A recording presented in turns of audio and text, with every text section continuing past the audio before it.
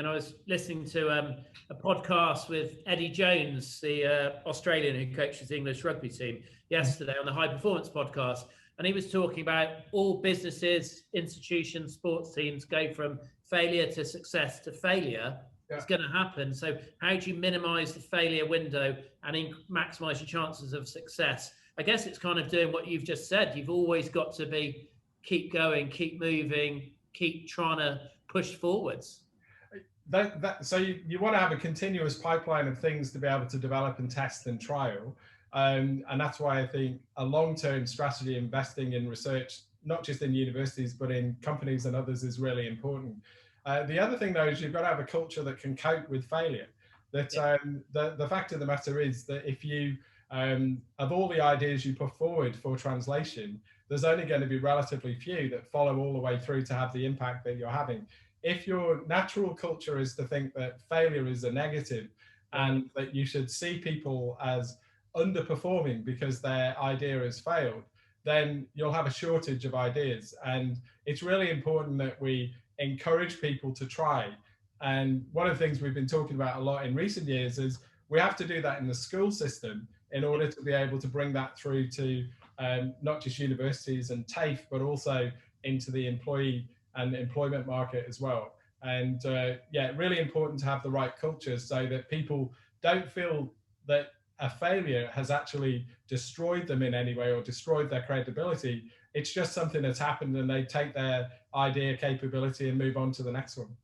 Can you share any practical advice though? Because I completely get that and I agree with it. And you know, but what can a lot of the people tuning in today will be in, you know, hiring manager positions or, you know, senior positions within organizations, but how can you sort of introduce some of that into an organization that hasn't got that mindset?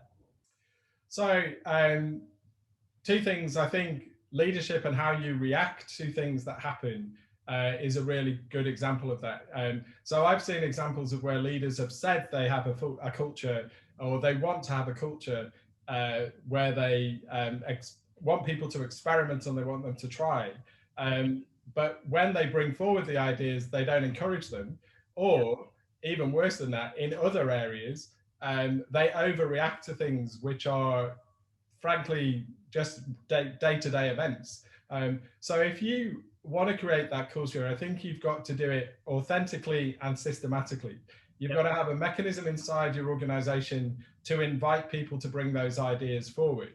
But then you've got to think carefully about how you react to failure. Now, I understand if you're a small business, a very small business, particularly a startup or a spin-out, you may be focused on such a narrow area that you can't really tolerate failure. Yeah. All I can say is I can hope that prior to it becoming a startup or a spin-out, that you've had enough support to really road test that idea and really test whether, is there a market there? Or is there a customer base there? Have you actually got the right skills and capability to do that and deliver that? But I do think leadership matters. That I remember in a previous role that we were getting ready to submit a massive data return. It had taken 3 weeks to put it together. And the person who was ready to press the button, probably 3 hours away from pressing the button, came in to tell me that they couldn't find it and it disappeared. They couldn't, so they assumed they must have deleted it.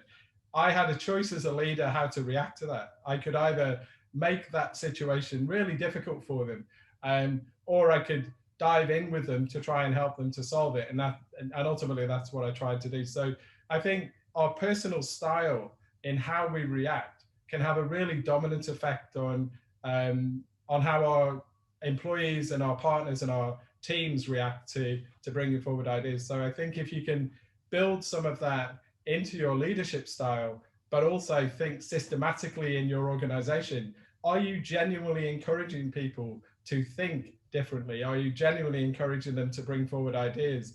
Because it's easy to say, but it's not so easy to do. Yeah, I'd agree with that. And you've sort of got to look within, which is one of the big, concepts of yoga, that you can only really control how you react to something. You can't really control what other people do, can you? You've just got to focus on your human reaction to it. Yeah. And I think really what I would say is when people go into an employment situation, in the beginning of their time, that can often have a fundamental effect on how they behave much later as well. So I often think that when people are working with more junior staff who've just joined the organization, they are a really good set of ambassadors that can help to champion the culture you're trying to get to. And but often they're not the ones that you think about the impact of what you say. So you've seen numerous examples of where you'll see a more junior member of staff who doesn't feel either valued or they don't feel like their voice is heard. Actually, I think if you create mechanisms through which you deliberately and overtly listen to their voices, the payback for the organization can be massive, but also you're going to fire off a set of people who are going to take a different culture through your organization as well. So working virtually, has that made having a great organizational culture harder, easier, or just different? So I think it's probably a completely unsatisfactory answer, David, but to say, I'm going to say all of them in some ways. So reason why I say that is because I've spoken to some people recently who joined our organization pre-COVID and then joined some people during COVID and tried to get a sense of the difference between their experience. And one of the things that the people who joined pre-COVID said was, of course, you get to pick up on the environment, you get to pick up on, you know, where are people, who do you bump in, how do you bump into people, who are significant people in the organization, and how are just resources organized in the organization, how do you get things done? That's a lot easier to do when you're physically bumping into people and interacting with people. At the same time, some people who joined during COVID said that they think they managed to get meetings with people that they really would have struggled to get meetings with them face to face, because people have found it easier to just click in and out for 15 minutes. It's easy as part of someone's induction process to spend 10 minutes with them, 15 minutes with them. If you try to replicate that in the face-to-face environment, then you've also got to build in the fact that people have got travel time, commute time, movement time, etc. So I think there's genuine limitations to online working, but they are easily balanced with genuine benefits. And what I hope is that for most organizations, they find the right midpoint that's appropriate for the organization that they're in. And as we said before, if that enables them to establish some flexibility, then that'll be a positive thing. Yeah, absolutely. So with leadership through adversity, and I was checking out an interview with Nike's CEO, and he was talking about John Donoghue, how he really switched his leadership style during COVID. And, you know, they've got thousands and thousands of stores that they had to close, and they went from being, you know, basically factory direct to consumer versus to stores and out. And they really sort of centralized, and he was speaking really around clarity of message and how they had to double down and really pivot quickly and be ultra focused. What's your views around the changing leadership style that's been required in the last 12 months? So I think there has been an urgency to act for most organizations. So most organizations, if they used to have a model of either consultation or extensive consultation prior to change, will not have had the luxury of being able to do that. So if I think about it in the tertiary education sector, not just in Australia, but around the world, people had a matter of weeks to effectively move their entire model of doing education and most of their research to a virtual model. In a previous time, we probably would have discussed that for a long time before we made that happen. And so what it needed was clarity of the urgency of it, but also mobilizing the appropriate support to make it happen. And that involved also listening to people and making sure that their views have been taken into account, but still with a focus on urgency. The second thing I think that's been relevant is that if you think about the people we're working with, we said before, in order to carry on doing what we're doing, we've had to go into people's homes. And the boundary between their life and their work has become more blurred, I think, than it ever has been before. And we've really looked to employees to show generosity to the organization in letting them in.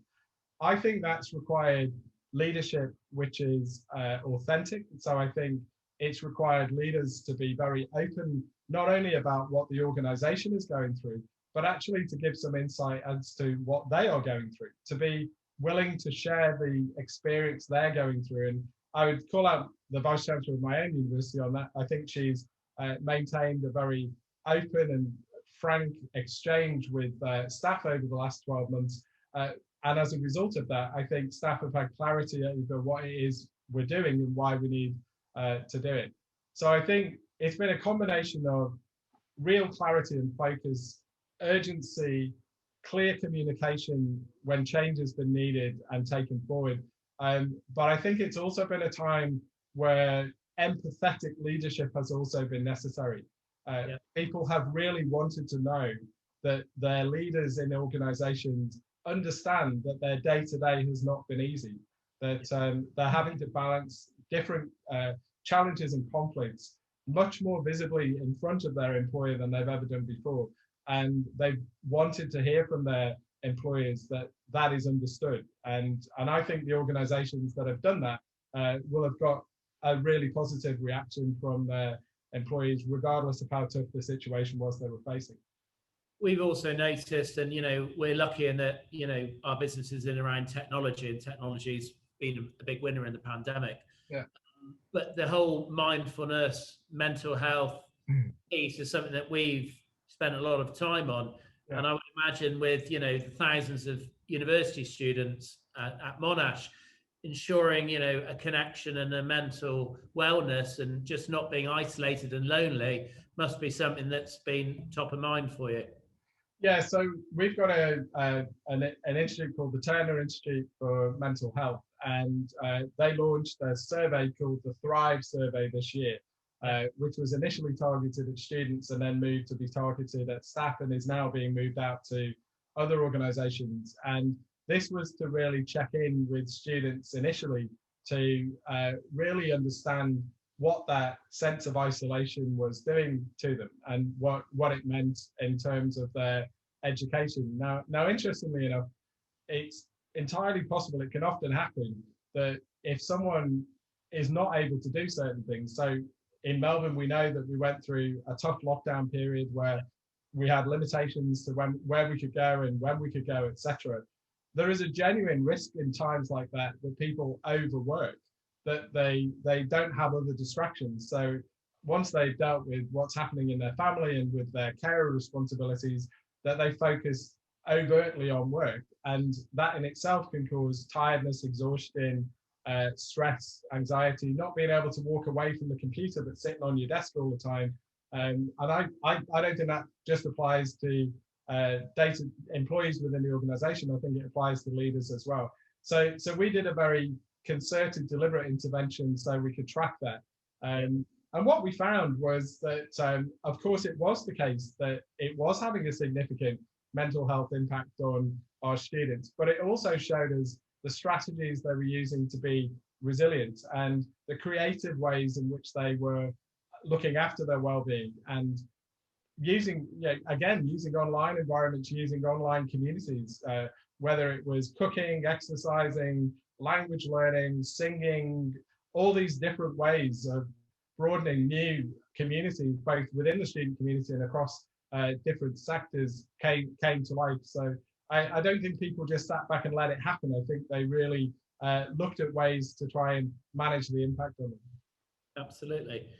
So with higher education, it's obviously we know the international students aren't here at the moment. So how do you see that playing out? And do you think it would be a combination of people back in country, and will you have to offer more remote learning experiences? So I think certainly coming into 2022, the international students who are in the country will be able to participate in the education that we're able to offer on our campuses. So we're now in a position where the campuses are broadly open, and we've got activities and COVID-safe activities across the campus, both in education and social. But those students who've not been able to come into Australia, we've had to continue to find ways to teach them remotely, and also not just focus on teaching and learning, but also building that social infrastructure, because that's a big part of what universities do.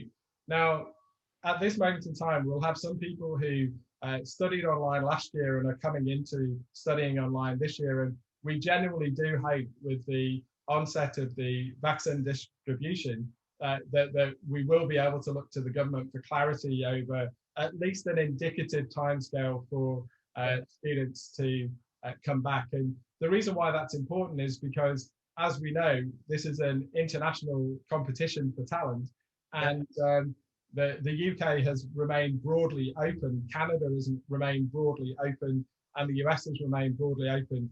And fairly soon we'll have extensive vaccination programs continuing to roll out in different places. So we want to be able to give a clear signal to international students that face-to-face learning will be an integral part of their education, and will be an integral part of the experience that we can offer them. At the same time, though, we do genuinely want to make sure that we give them the best possible experience digitally and virtually while we can. We understand the constraints, but we really do hope there will be a concerted effort to getting students safely back into their places of education. So not only the universities benefit, but we benefit through retail and leisure and theatre and culture and arts and sports, all these other parts of the economy that benefit from having students as part of the city. Yeah, I completely agree. And, you know, having gone to university and be part of the community, but then students bring an awful lot into Australia. So do you think there's a real, you know, I think the tyranny of distance of Australia has helped us greatly in the last year, right? We're a big island in the middle of nowhere. Yeah. But do you think the longer that these other, you know, attractive destinations such as the US, Canada, UK mentioned remain broadly open and we remain largely closed, as time goes on, you know, there's already a skill shortage in Australia that might be exasperated. So I think there is a risk of that if we don't bring clarity to the intention to bring students back, and that I think that the messaging on this is really important. That we need to make it clear that it is our intention to have vibrant international communities as part of our education, as part of our workplaces for the future. The underpinning thing, though, is that universities in Australia are high quality institutions. If you have a look at the top 100 universities in the world, at least 7 of them come from Australia. If you have a look at the size of the Australian population, that's a massive achievement for Australia over time. And that's a sign of not only continued support through the development of research and innovation, but it does show that it's been a significant go-to destination for high quality education. And I'm confident that that will still be the case. It's just that the competition will become ever more fierce if we don't give that very clear message that we see vibrant, cosmopolitan, international communities as an integral part of the education that we offer. And you know, universities are saying that, our governments are saying it, but what we need to do is translate it into action and give some indication as to as soon as we can get those borders open, we will get them open and we'll bring people in.